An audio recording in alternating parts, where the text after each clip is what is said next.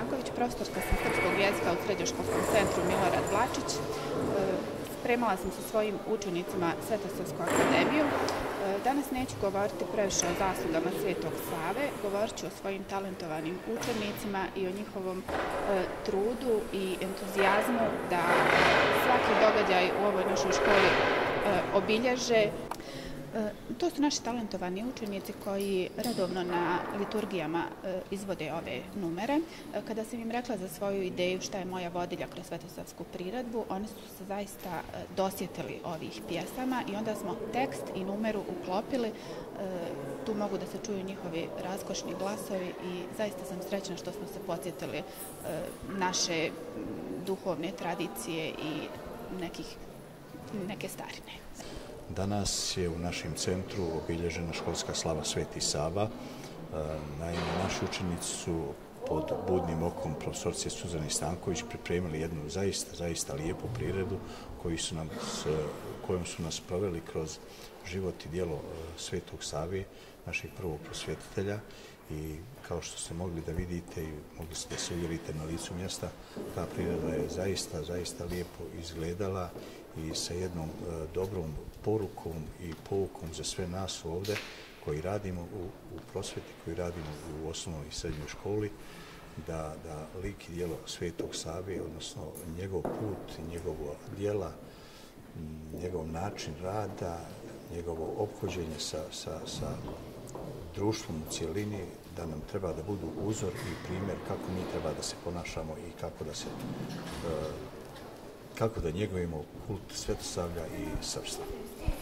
Danas su ostali u publici mogli dosta toga da saznaju o Svetom Savi i mogli su da čuju neke etnomuzičke numere koje nisu svakidašnje, a koje su vaši đaci fenomenalno izveli. Tako je, vidjeli ste, naše učenice su pripremale te muzičke numere sa profesoricom muzičke kulture Irinom Mališević i njihov umilni glas je zaista bilo lijepo i prijatno slušati i te neke pjesme koje je profesorica Irine izabrala su zaista prilagođene ovakvim danima, ovakvim manifestacijama. Bitno istaći još da je polovinom 19. vijeka Savjet popečitelja donio odluku da se Sveti Sava u svim školama obilježava kao školska slava, jer zaista to je sigurno jedna od najznačajnijih ličnosti u istoriji srpskog naroda. I ta praksa je bila ustanovljena sve do negdje polovine 20. vijeka, tačnije kada je komunistička vlast zabranila da se Sveti Sava obilježava kao školska slava.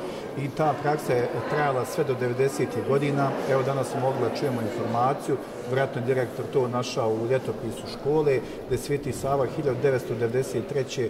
ponovo počeo da se obilježava kao školska slava. Ikone su također ponovo vraćene u školu i mislimo da je to jako bitno da našu istoriju, tradiciju, kulturu ne smijemo da zaboravimo i da se vratimo našim iskonskim korijema. Na kraju krajeva mogli smo i da čujemo danas kroz zaista ovu predivnu Svetosavsku akademiju šta je bio Sveti Sava, predređen da bude princ.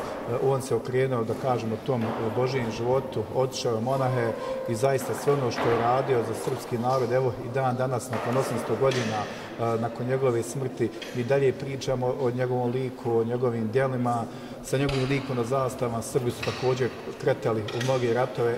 Jako je bitno napomenuti da su to prije svega oslobodilački ratovi, a ne neki napadački, da je srpski narod, zahvaljujući i crkvi i srpskoj istoriji i tradiciji, sačuvao svoj identitet i kulturu i jezik i evo da toga nije bilo ni dan danas, vjerojatno mi ne bismo bili ovdje.